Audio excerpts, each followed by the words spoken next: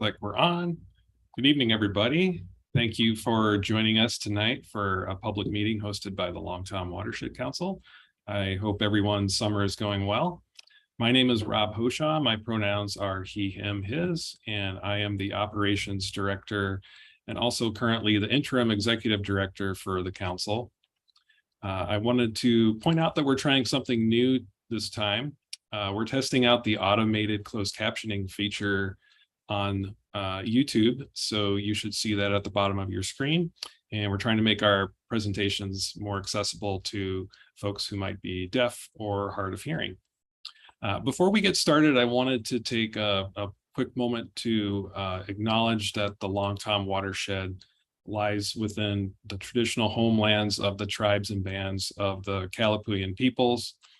And following treaties that were in the 1850s, the Kalapuya were dispossessed of and forcibly removed from their indigenous homelands by the United States government.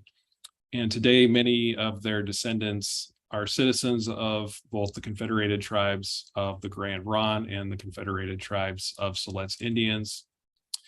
We are here on occupied and stolen lands and want to express our respect for the Kalapuya and all tribal nations of Oregon, and also the important contributions that they continue to make to their communities and including to this watershed. But it's also important to acknowledge that just saying that statement by itself is not nearly enough, and without action, those are just empty words, honestly.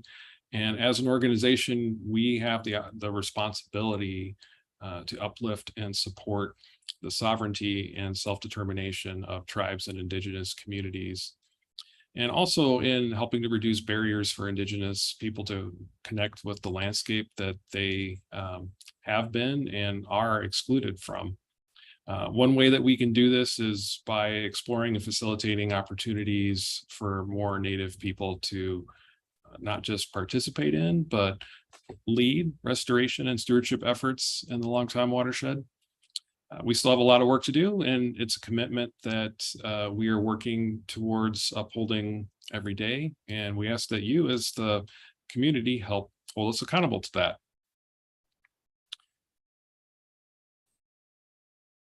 So tonight we're excited to welcome 3 members of the team from the Willamette Laja Twinning Partnership. This international partnership is a collaboration that provides cross-cultural exchange among educators, restoration practitioners, and teachers, students, and others in both the Willamette Valley here in Oregon, and then in the Rio Laja Basin and in the state of Guanajuato in central Mexico. The Twinning Partnership was formed about 7 years ago as part of the Willamette River Initiative, which I imagine quite a few folks listening in might remember was part of a broad coalition of regional partners that were supported with funding and coordination by Meyer Memorial Trust for a decade to increase the pace and scope of work by those partners in the Willamette Valley. LTWC was one of those partners. And I'm excited for you to hear about the Twinning Partnership tonight because it's an inspiring outcome of the Willamette River Initiative that extends beyond the Willamette Basin, beyond Oregon, and also helps show the immense value of learning and connections across borders and across cultures. And importantly, the Twinning Partnership also brings a valuable focus on diversity, equity, and inclusion to youth education and restoration practitioner learning through the shared themes of migratory birds, watershed conservation, and environmental education. So our presenters tonight are going to tell us more about the Twinning Partnership's various programs. In particular, you'll hear about Aves Compartidas, an interdisciplinary and multicultural program designed to connect students to real people, places, and wildlife. We have 3 speakers tonight, and so for questions, we're going to wait until the very end after all 3 of them have gone. You can type your questions directly into the chat box in YouTube, and we will collect those and collate them and help facilitate asking those questions at the end. So now it's my honor to introduce Tara Davis, the first speaker. Tara has worked in conservation for over 16 years, focusing on river restoration, as well as in nonprofit management and fundraising. And both here in Oregon and abroad, she's worked with several diverse civil society organizations, including affordable housing, in federal wilderness area designation, private land protection, and river restoration. Tara has master's research that's enabled her to work closely with conservation groups in the Rio Laja Basin of Guanajuato, Mexico. And that is work which transformed into the binational Willamette Laja twinning partnership that you'll hear about here shortly.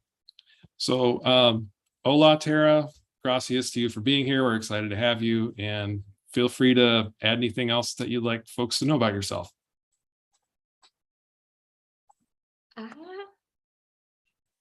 Let's see, some personal details. I'm a beekeeper, and I also am an avid gardener. I have 2 children, 7 and 9, Carmen and Nico. We've spent a lot of our time abroad and traveling. We recently lived in Australia. I am appreciative of our partnership specifically because it's so grassroots. I have always been involved in grassroots work, and there's a place for everyone, including those doing advocacy work and policy work. And I appreciate my position in the grassroots field. So I can't wait to share our project with you. Thank you so much.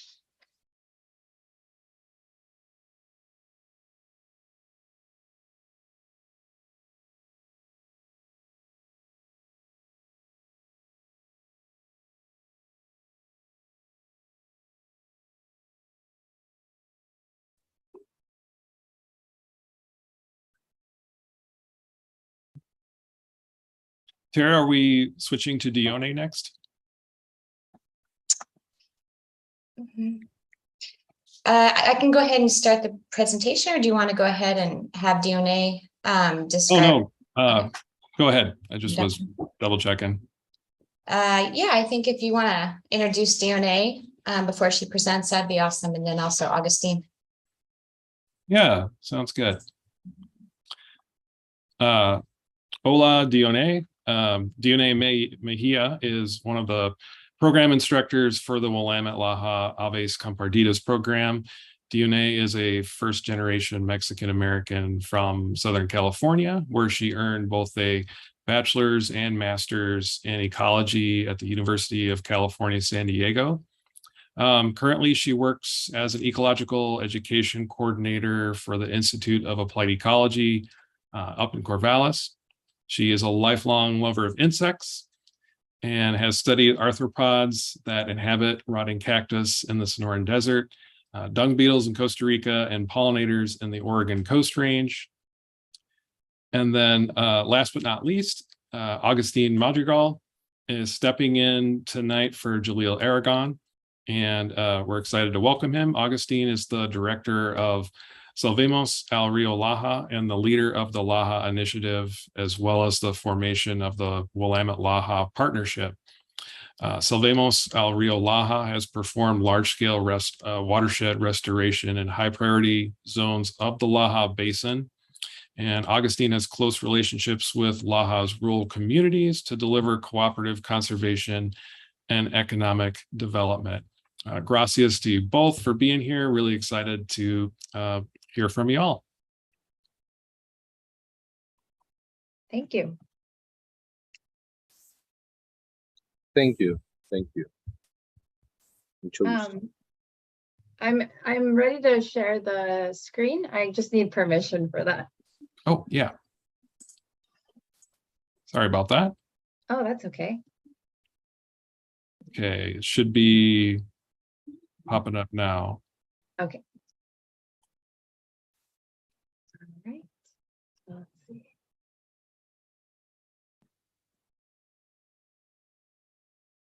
Okay.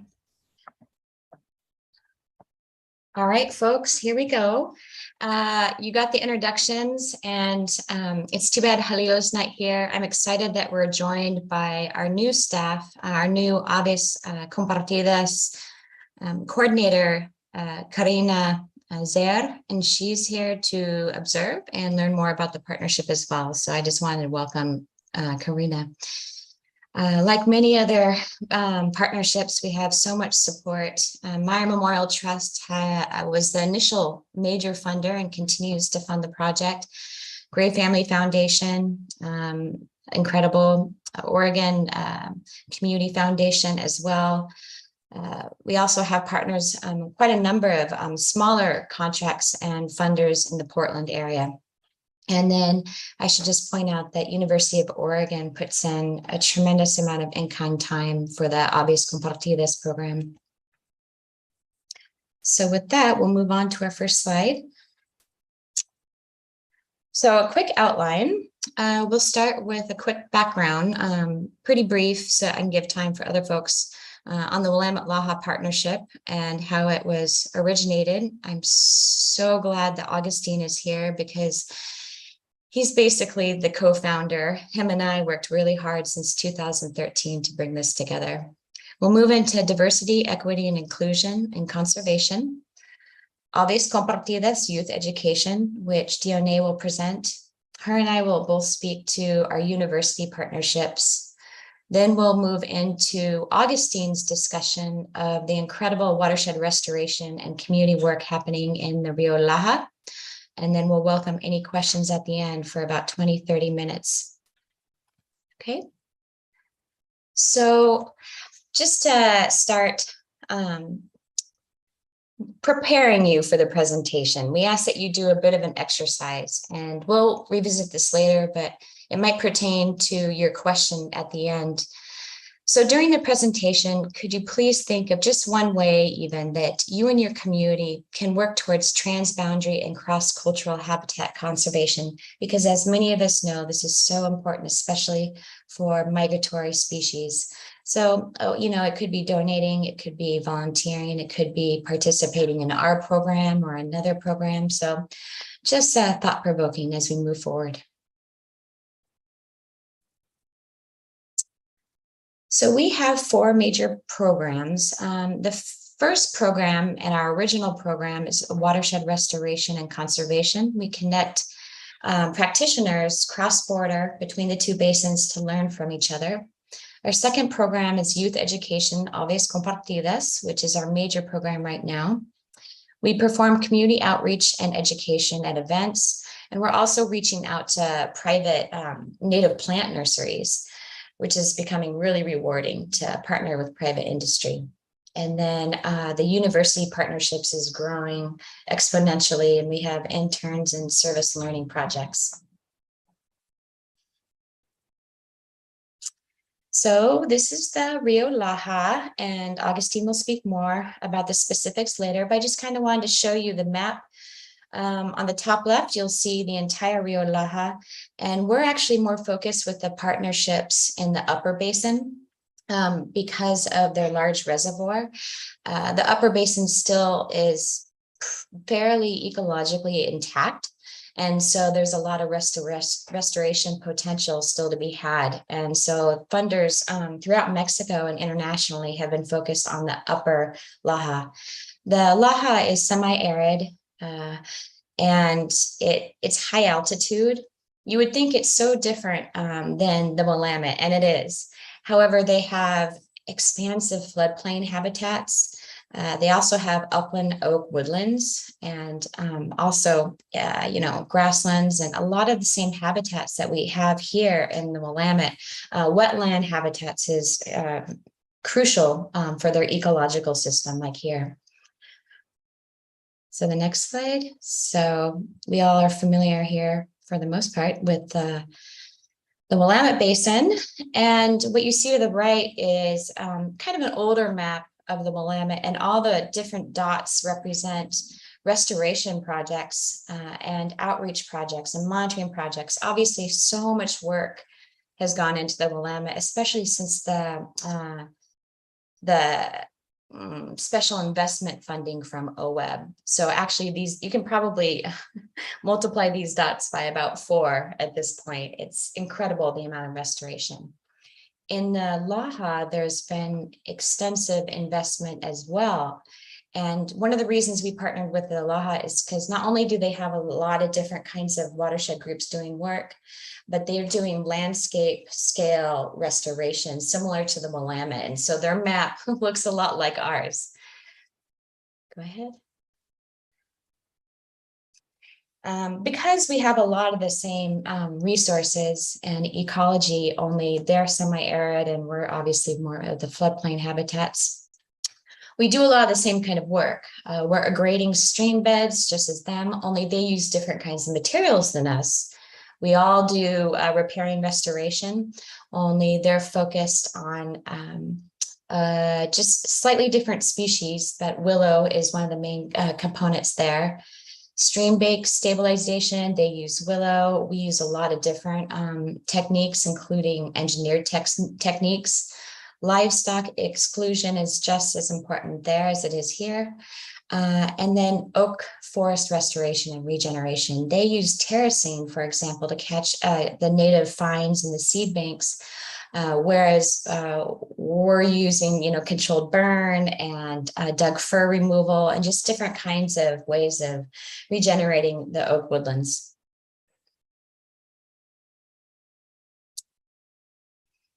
But really, the primary reason that the Willamette sought out the Laja was because of the cultural nexus. That's the most important reason that we're partnering. As most folks probably listening know, the Willamette has had, an intense focus on diversity, equity, and inclusion in our work, our community outreach, in our funding, in our organizational models. And this has been ongoing, especially since 2018, but probably even before that. Maya Memorial Trust was a major leader in this movement. And so Maya really appreciated that they were supporting this partnership with Mexico. And I'll get into why next. So also, many people who are listening to this presentation right now are probably aware that the majority of the actual on-the-ground restoration itself is being handled by workforces that are primarily immigrant and non-immigrant Mexican. And most of them a lot of them have families here living in the Willamette Valley. And so there's this opportunity to engage with the Latinx community, and our work is being performed out there in the field by the Latinx community. And the inclement conditions that they have been, installing tens of thousands of acres of habitat is incredible. And the safety that folks like Rosario Franco, who's on the right, have taken to keep folks safe from harm. His crews is really admirable. So many different crews right now, not just Rosario Franco's, are out there in the field planting all of our native species. Next. So this is just an example of a report from Maya Memorial Trust. This is their report card.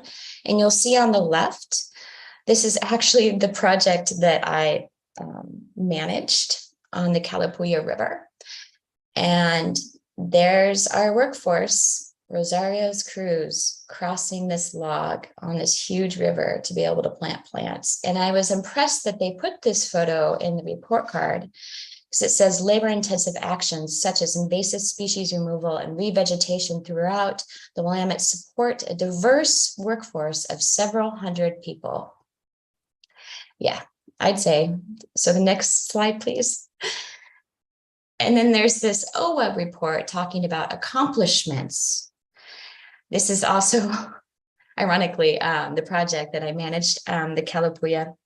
And these are both pictures well, the left is in the Calapooya and the right is in the Santiam Basin.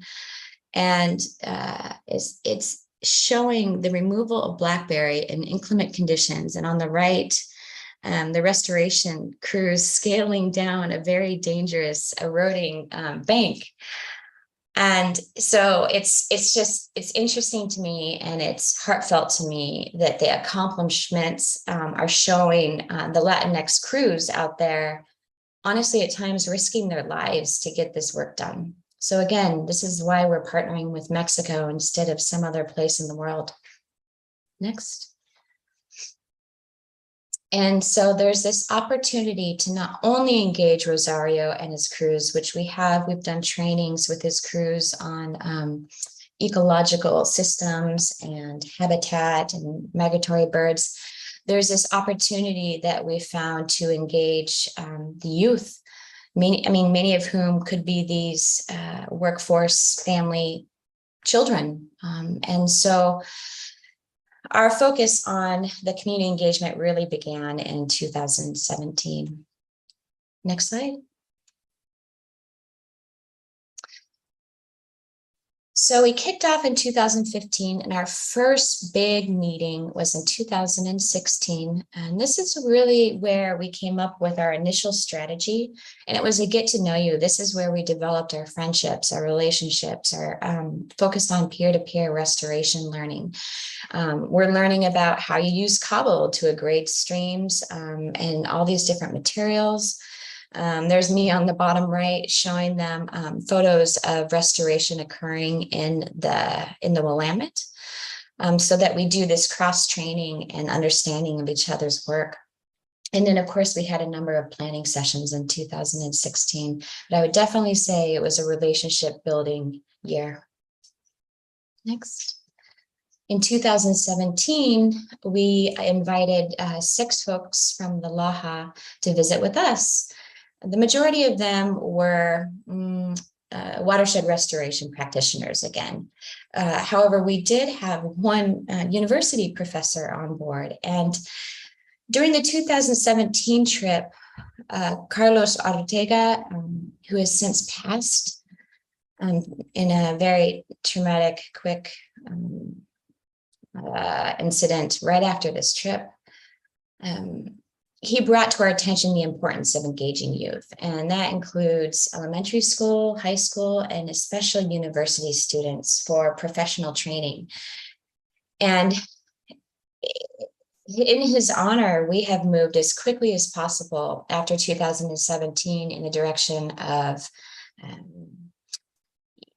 youth education, emerging professional education. And we also in 2017 realized it's time to focus on our shared species, migratory birds. You know, we have similar habitats, and the migratory birds are literally going back and forth between these habitats. So that needs to be our foundation and focus on education. Next slide. And then in 2018, I should mention, that was our very first university exchange where 3 students from the Laja came to live in the Willamette for 3 whole months to learn from Rosario Franco. And they worked with probably 30 different conservation groups while they were here. They were from ITESI, which is a technical school in Guanajuato. So that was our first introduction of moving in the direction of university engagement. So this just illustrates the diversity in the Laja, their monitored bird species. It's wonderful because the Laja was funded by a North American Wetland Protection Act grant, which enabled them to do a ton of community monitoring with really professional results. So it's great to partner with a basin that has that kind of data. Next. So together we share over 40 migratory birds. We cross-checked this with the U.S. Fish and Wildlife Service, Bureau of Land Management, scientists in the Laja, and 40 species at least migrate back and forth between the 2 watersheds. Next. And this just illustrates the migration patterns, the top being summer and then the movement south for the wintertime habitats. We picked originally 3 kind of indicator species. We have the rufous hummingbird, I had a lot of them this summer. And the black-throated gray warbler, and that's more of an upland species, right? So like oak savanna, oak woodlands. And then the garza, the blue heron. And so that represents our shared aquatic species. Next. And as I just mentioned, the hummingbirds are more the open areas. We got the warblers and the forests up higher, and then we have the riparians. So that's how we've kind of designed our shared migratory bird program together. Next. And now I'm going to go ahead and turn it over to Dione to explain to you the incredible Aves Compartidas program, and she's been with us since the beginning. Hi, everyone. So I'm going to talk about the Aves Compartidas program.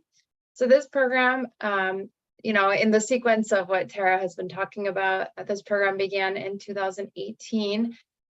So at that point in time, we realized that the direction of the partnership was really going in the direction of education. So we realized that this was going to be a really great program. So we began connecting students, elementary students specifically, internationally, watershed to watershed, through the theme of shared migratory birds. And Aves Compartidas just means shared birds. So that's the perfect name for our program. And then here in this picture, you can see this is the first school that we worked with in Mexico.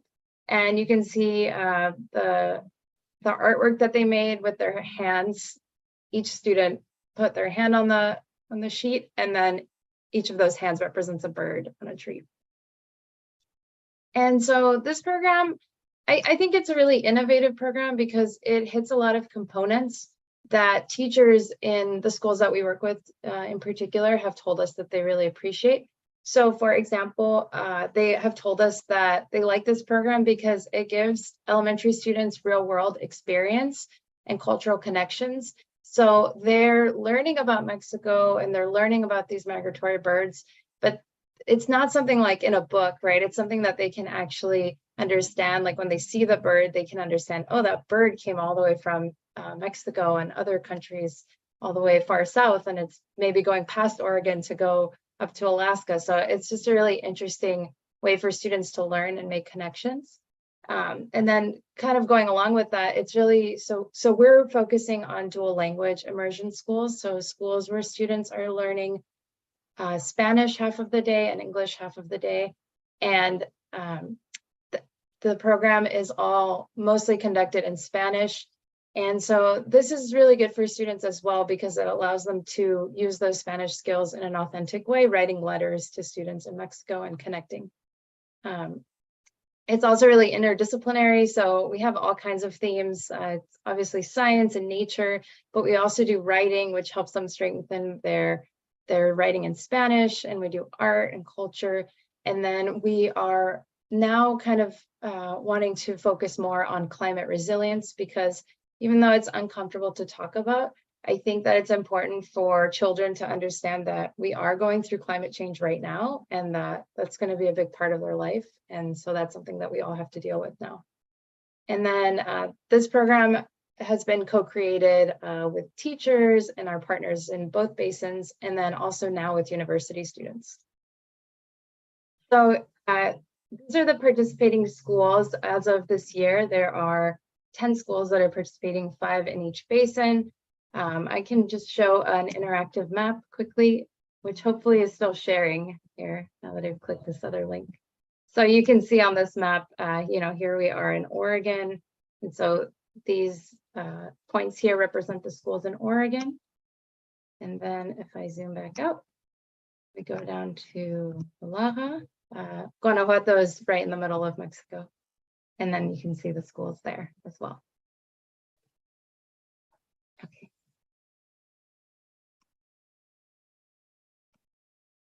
So something I wanted to highlight is that in 2019, after our first year, so our first year was 2018 to 2019 school year, we actually got funding to take 4 teachers from the Willamette that had been participating in the program to the Laja. And this is really fun because we got to meet all the partners there. We got to visit schools and meet students in person. We actually got to hand deliver letters that students from the Willamette had written. And then it also allowed us to make new partnerships and just grow our program. And we also learned about different conservation issues and strategies in the Laja. And as Tara mentioned before, this was one of many exchanges we've had, and we're planning another exchange for this June. And so here are just some pictures from that exchange.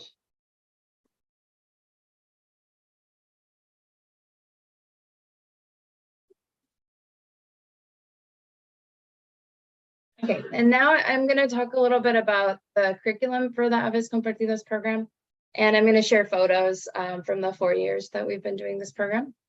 So our curriculum was originally adapted from the Cornell Bird Sleuth International, but we've added other components since then. So at first the first year we used mostly that curriculum, but we've just been we've been working with our partners in Mexico to figure out what things we should add, and then also really trying to integrate student lives and experiences. And there's a variety of themes that we touch. So watersheds, migratory bird education, and then also we do a lot of studies in the field as well. So we're always adapting our program. And here you can see 2 examples of that. So on the left is a workbook that one of our partners, Paola, made in Mexico. So it's a workbook where students can actually color in the workbook and answer questions. And it's all about migratory birds. And it's all in Spanish. And then on the right, we actually have a partnership with University of Oregon, which we'll talk a little bit more about later. And they actually this year developed 18 lessons bilingually for this program as part of their service learning project. Okay, and so now I'm just going to go through photos. So I think that photos say more than me just talking about the program. So I'm just going to show photos from 2018 to 2022. So the first year we were doing a lot of the Cornell curriculum. So this lesson is what makes a bird a bird. So students learned about bird characteristics. Here's a student in Mexico doing some painting and on a paper mache bird. Another lesson we did the first year, which is based on the Cornell Bird Sleuth, is a sound mapping activity. So we took these students in Albany out into their schoolyard, and we all had to be really quiet, which is hard if you're a 4th grader. And then we listened, and then we drew what we were listening to. And it's funny because on this day, we were hoping we would hear some birds, things like that. But you can tell from the weather that it was definitely raining. And it also happened to be the day that the garbage truck was coming. So it's kind of funny what the maps ended up looking like and what sorts of things showed up. But, it still illustrates the concept of the sound map. Another activity that we did, or that we've done several years, are these bird migration maps. So this is something that we came up with. And so here are 2 of the species, so the rufous hummingbird and the yellow warbler, and the students colored in the range maps to show how those birds are traveling. And here's one of the students in Albany presenting her colored map to her classmates. Another really cool project that was done the first year were the recycled bird feeders. So these were made out of just random plastic that couldn't be recycled or was either trash from students' houses or that they found, and they were able to make these really creative feeders and then hang them up in their schoolyard. Another project was making bird cookies out of bird seed and then hanging them up in trees. Here are the students in the Laja receiving letters from the Willamette, and this is the same that first year. And then here are the students in Oregon receiving letters from the Laja. Another component of our program is we do field trips in the spring. So here we're playing the bird migration obstacle course game, which is a lot of fun and allows students to learn about all the different things that birds have to go through as they migrate. And then I like this. I like how they did it in Mexico. It kind of, it looks like the students are dodging lasers or something like that, but They're actually simulating pretending to be birds and then collecting food during their migration. Another component is we teach students how to use binoculars to observe birds, and then we also teach them how to use field guides. In Mexico, something that has been really great is they've really emphasized the pollinator gardens, and we're learning a lot from them, and we're trying to develop more connections with the schools and develop our school gardens as well. And so this is a picture from Mexico in their pollinator garden. And then here's a mural that the students did with the pollinators. So one of the focal birds for this program is the Rufous hummingbird. So that's the reason for the pollinator focus. There's another activity where students are learning about bird characteristics. Here's again, students writing letters. This is in 2021, so this is the most recent school year. You might notice a gap here. It's because we didn't have a whole lot of pictures during the pandemic. Even though we were still working, a lot of it was through Zoom. And then in Mexico, the teachers are actually, for the program, are actually hand delivering packets to families in Mexico. So we were finding creative ways to still engage during the pandemic. Here are some examples of student letters. Here's another activity we did this year where students learned about the water cycle. And so this is a water cycle wheel, so you can actually turn the top. It's made out of that like tracing paper, so you can turn it and then the water droplets move, and then you can show how the water moves through the system. Something that we did this year as well was we celebrated World Water Day in March. So this is an event that happens worldwide. And the theme this year was groundwater, which is really important in the Laja. So that was a great theme for us because we were able to here in the Willamette talk about groundwater, because even though a lot of our water here comes from the rivers, the Laja is pretty much all groundwater. So we were talking about how, the importance of that and how that works. And we showed a model for students to learn about groundwater. And then students also drew their watersheds.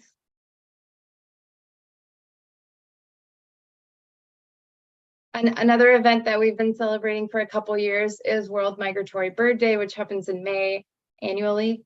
And so here's a picture of students observing birds, counting birds. We've, in the Laja especially, they've done a lot of work with the school gardens, as I was mentioning earlier. So here are the students sowing seeds and in their pollinator garden.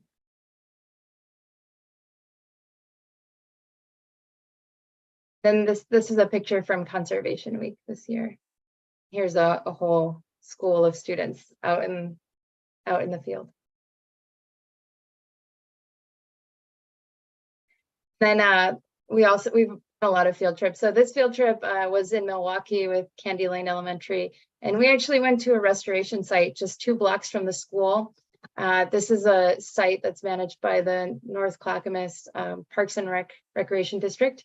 And so the students planted sedge in this wetland environment at their first rotation, and then in the second rotation, we learned how to use binoculars and did a bird count and identified birds on sticks using field guides.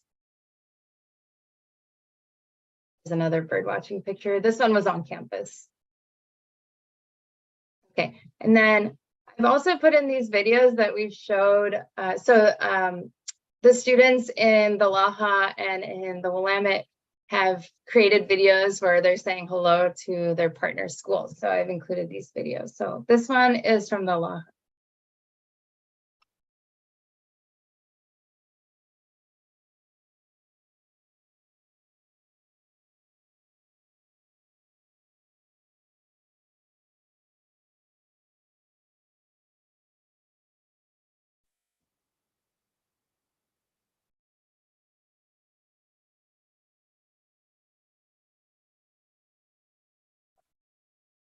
Okay, so that was the one from the Laja. Oh. And then here's one from a school in Albany, Oregon.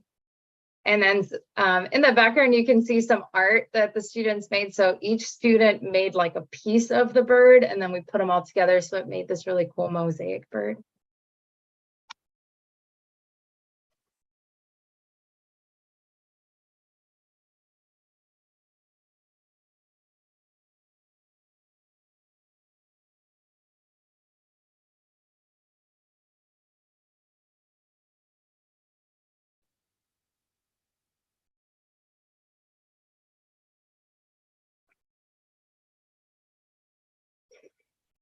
So those are the students saying hello. Okay. Okay, and then now we're going to move on to the university partnerships. So I think Tara's going to cover this part. Yeah, our first Willamette side university partnership was with Oregon State University, and we've had 2 interns back to back over 2 different years. And then most recently, we have an intern who's actually in the business and marketing program with Lynn Benton Community College.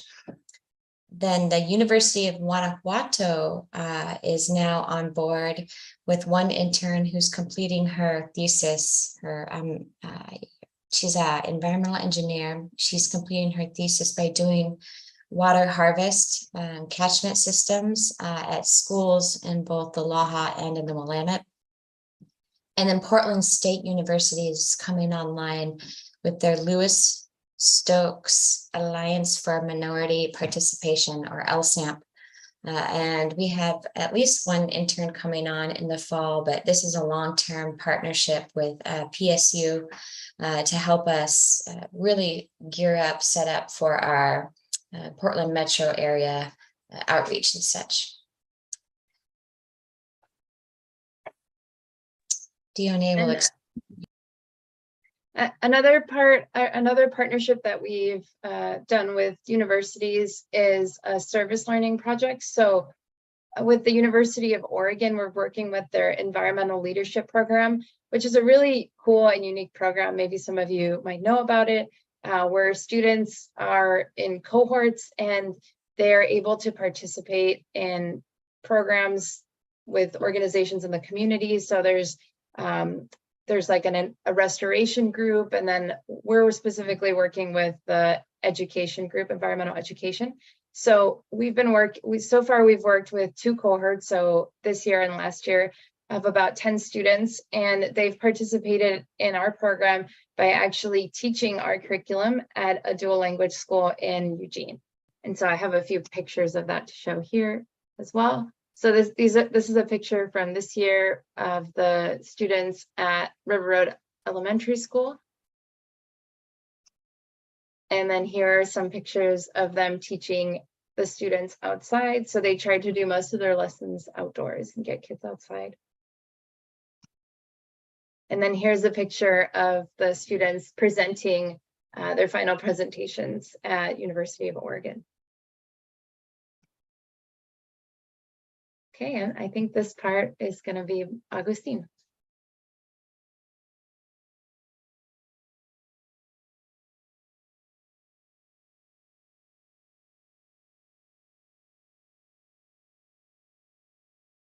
Thank you, Diana.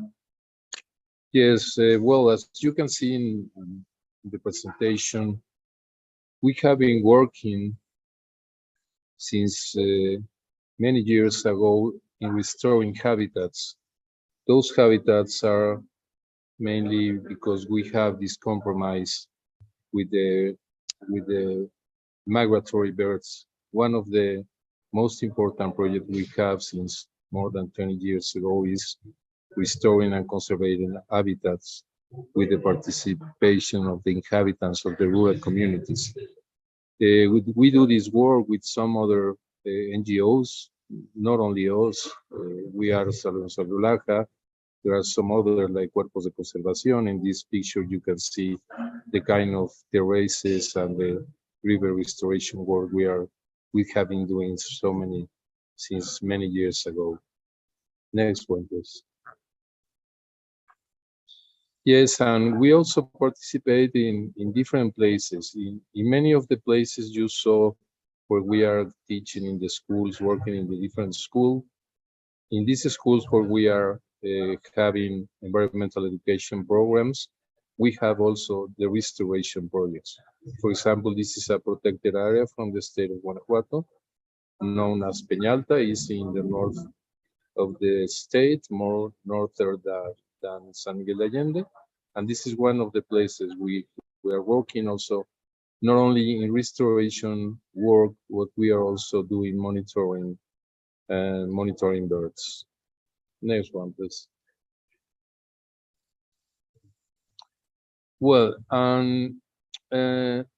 as part of environmental education project and then training the inhabitants, we are trying to choose those young girls and boys that are really interested in participating in monitoring. So we are including them in the monitoring actions we have been working. And Paola, in the middle of the left picture, she's a forest engineer. She's the one that was one of the three guys that were in the exchange in Oregon, and now she's completely involved in working in the community. She lives there, and she's not from this place, but she's living there, and she interacts with all the people that lives in this rural community. Next, please.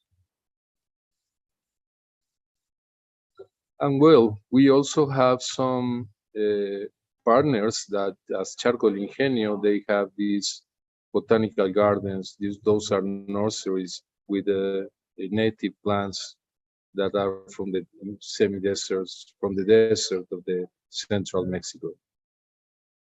This is part of also the important efforts, because this is so important, because these kind of plants are native, and those are the way that we can consolidate the future programs of reforestation. Like I see. Next one, please.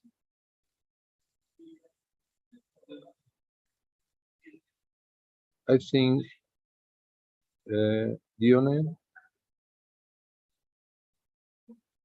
to talk about this. Oh, I think this is Tara, actually. Okay, Yeah. thank you. Hi, everyone. So in a bit of a wrap up, there are different ways to participate in this program. There's the University of Oregon Environmental Leadership Program, and so supporting that effort in Eugene. We're also looking to recruit the school Buena Vista, so folks have connections with that elementary school in the Eugene area. We also are looking for volunteers always, especially in the South Valley, because it's a new area for us, because we've been so focused to date on the Mid-Willamette Valley. We could use some Spanish skills and communication skills in every kind of way, especially in the Willamette, obviously. We have internships available through various universities. So if you know of anyone who's looking for an internship. And then we're also fundraising, especially for the Laja portion of this partnership. The Willamette has found it fairly easy to secure grants and funding that can only be used in Oregon for the Aves Compartidas. And so we're always in a mode of finding private contributions for our partners in the Laja. The Laja contributes a significant amount of match, upwards of 45,000 US dollars every year from their grants and their time and their restoration work. So we just need to find some more cash to support the on-the-ground instructors. So with that, I think that we can move into a question period. We thank you all so very much for attending. There's our website right there. We also have an email contact. If you go to our webpage, you can contact specific staff with your questions, especially for Aves Compartidas. Again, we want to thank all of our sponsors. I didn't even get to mention the private nursery support that we have right now from the Willamette. And we have substantial in-kind support from the East Multnomah STEAM Partnership in the Portland area. Cascade Pacific, RC&D, is our fiscal agent. And we have, a number of folks on board in both basins. It's been such a pleasure to have this partnership rolling for, well, since 2015, and I appreciate my role in it. Thank you. Thank So you so much. in wrap up, here's your exercise in terms of questions. Did you think of ways that you can participate in this project or others in cross-cultural habitat conservation? What are your thoughts? What are your questions?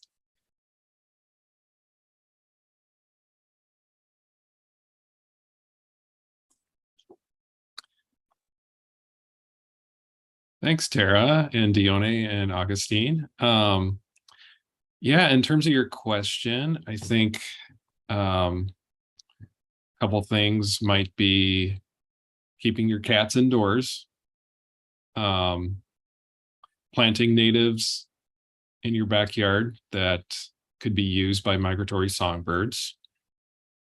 I think another suggestion might be, I think there's a way to buy coffee that is migratory bird friendly. See if Lorette had any other ones.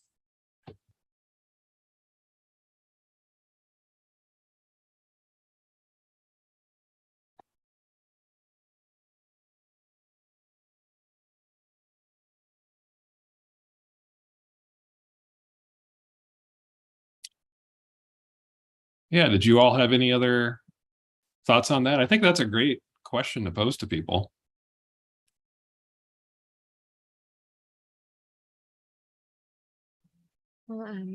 There's several groups doing really wonderful work along the flyway. And so it's not only our group, but we have connections to groups that would like support or at least acknowledgement to follow them in California, now in Texas as well. And Augustine has a lot of connections with groups doing incredible work in Mexico in high priority watersheds, and they have partnerships that you can support as well. So contact us anytime to support the migratory flyway.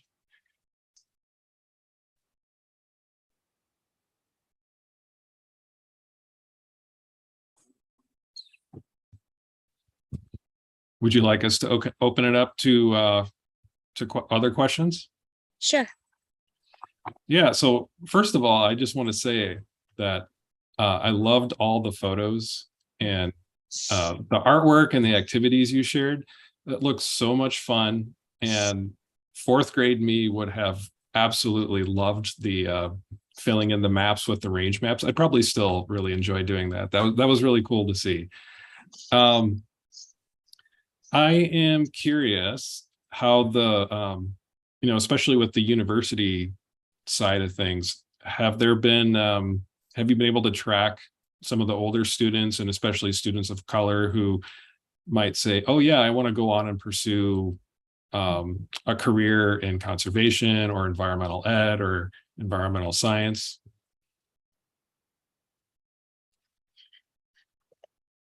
Yeah, we are actually in discussion since 2019 about tracking, especially the university students, when they have internships with us or in the environmental leadership program, and finding out what they do into their future career.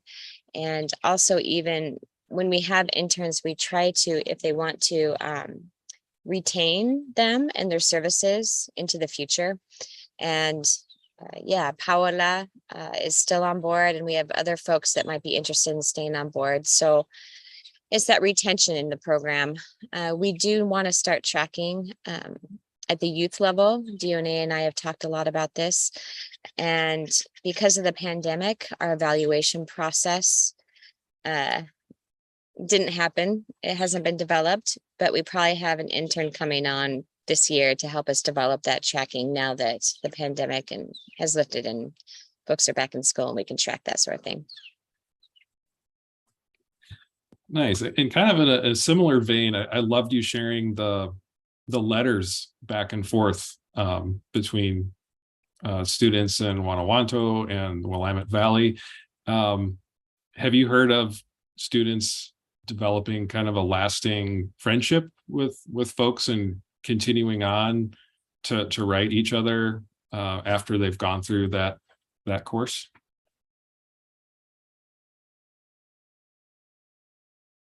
That's a good question. At this point, I haven't heard of that happening, but I know that there has been interest, especially from teachers, to have more like a deeper connection. So one thing that we're thinking about is maybe like having like live video calls and things like this so students can see each other more directly.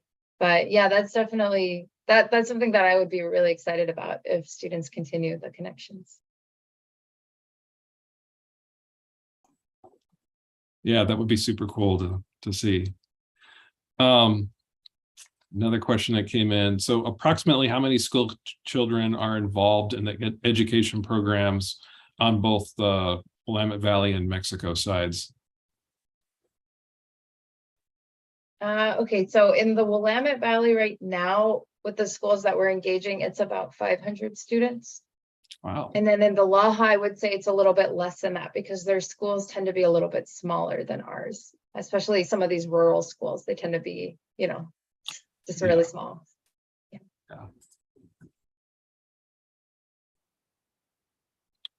This might be a question for Augustine. Are there any techniques or lessons learned on the planting side of things in either Mexico or the Willamette Valley that has helped with planting efforts on the other side? You know, Tara mentioned Rosario Franco and other crews that are up here doing a lot of planting. Have they been able to take away any lessons from this program in terms of riparian planting techniques that might make things more effective up here or vice versa? Yes, I think we have around 3 exchanges with Rosario. He came to Mexico and then we go to the States and we visit different places, different field projects. And in those visits, he mentioned, he explained us what kind of work mainly they are doing in the riparian reforestation. And some of these activities or these actions we have tried to do similar actions in Mexico. And in the other hand, as far as I know, Rosario brings some of the ideas, for example, in using trenches or using some kind of terraces that, as far as I know, he in some places is trying to implement. So in both sizes, I think we have been a good technical exchange between the different projects we have. It's important to consider there are similarities, but not in all the places we are working. But yes, I can say to you that we have some good exchange, and the way, for example, Rosario work with the people, the way he leader the group is also important for us to understand.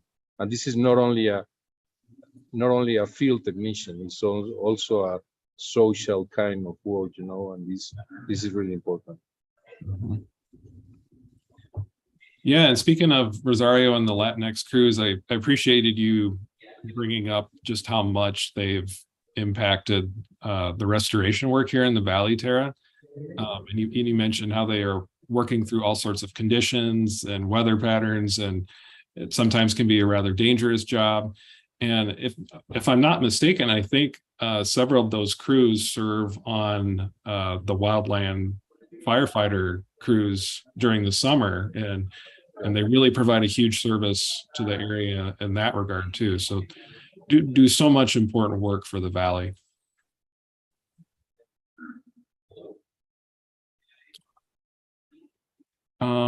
See, another question that came through is, what are the top 2 or 3 migratory bird species in numbers in the 3 categories that you had listed? And I think those categories were warblers, herons, and hummingbirds.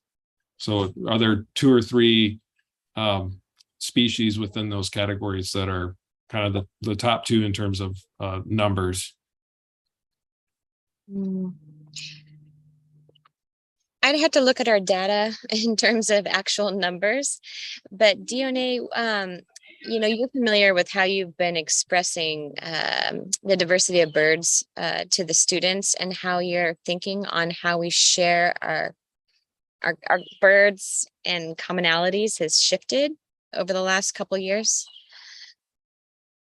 Yeah, so we haven't really, with the younger kids especially, we're not focusing so much on numbers, but we're focusing more like on the concept of migratory birds and just the diversity. And then also we try to pick birds that are recognizable or that are, exciting to kids. So that's more the angle we're coming at it from. But I don't know off the top of my head, but that's a really good question.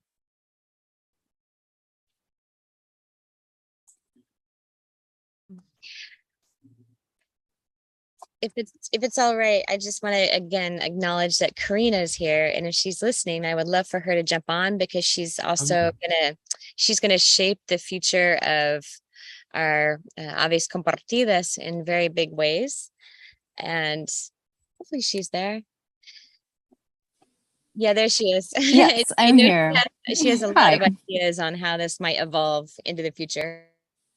Yeah, I am very excited to be starting with this program, and I will have ideas as they come, but also I'm very open to hearing what other folks might bring in terms of ideas, in what this presentation might have inspired for you.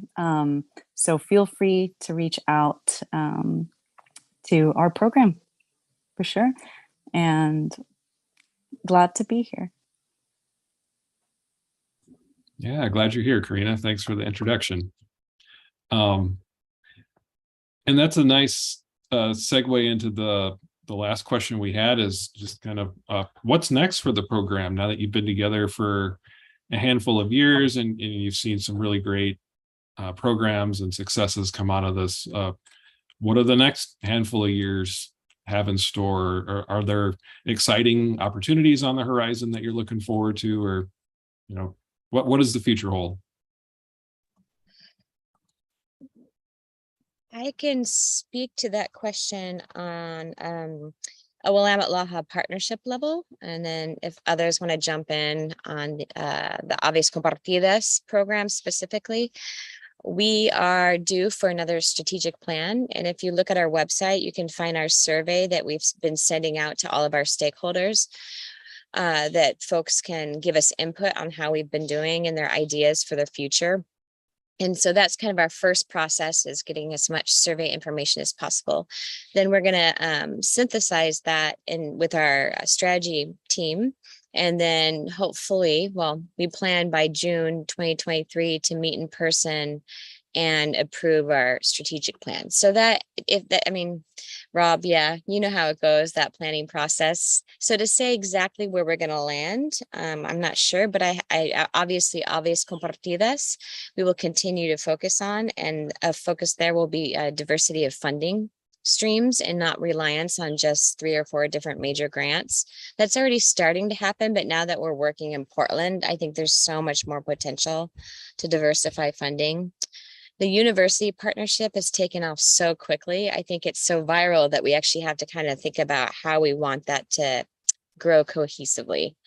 The restoration practitioner, I don't know how Augustine feels about making sure that continues. It's been hard during COVID because we haven't had the exchanges, but Augustine, do you have thoughts about the future of the partnership at a high level? Yes, we think that, we still have the connection with the university, for example, with the ITESI University, with the forestry career, and because of the COVID and all this situation, this causes a lot of, we need to stop the plans we have at that time. What we are trying to do is to increase the relation with the university, to increase our relation. Many things happen here in in Guanajuato related with all this situation that we live in so many places. But we are getting closer with the state government, with the environmental agencies, and I think we could continue with the exchange of the students uh, from the university and to receive also some teachers from the state, from Oregon, and maybe in the next year we can maybe have the possibility to have the exchange of teachers from Guanajuato to Oregon. That's one of the ideas we have.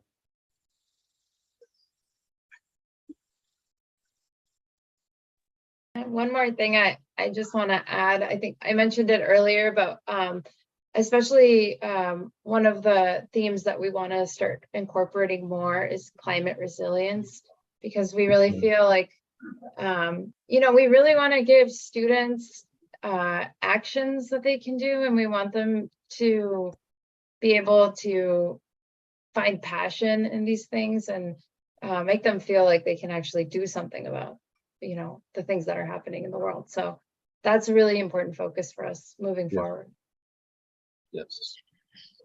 As well as for the university program, basically climate change and resilience is going to be the umbrella of all 4 of our programs moving forward. And so we're going to be probably seeking help in reshaping the way that we look at our partnership moving forward.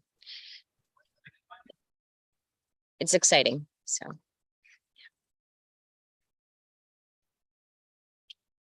Yeah, really grateful to you all for all that you're doing to teach kids about climate change and how to build resilient communities and ecosystems. Yeah, I want to thank all three of you, and Karina too, for being here. Any other parting thoughts you wanted to make sure you had a chance to share?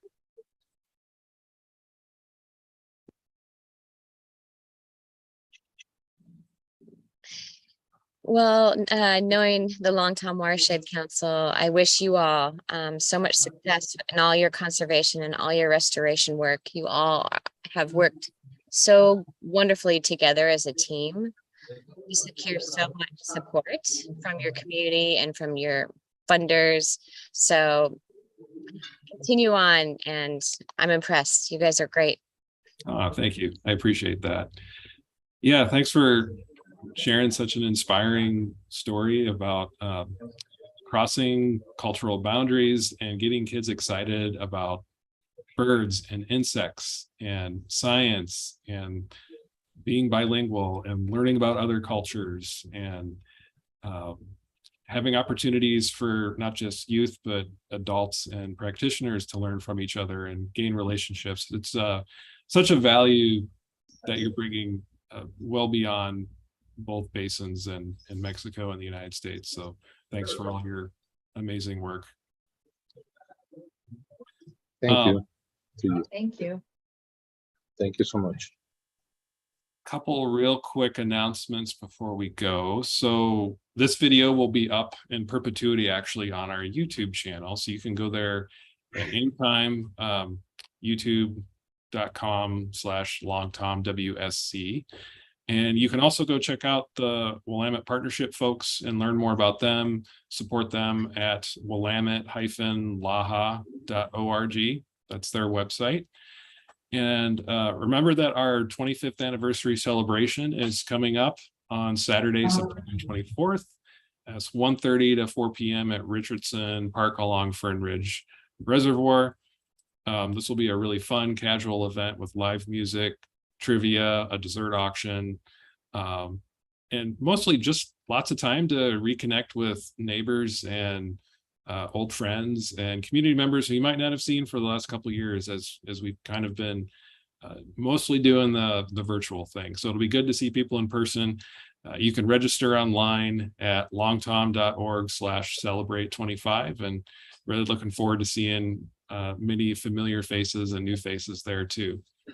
So gracias to all of you again. Thank you all for tuning in, and we will see you at the next one.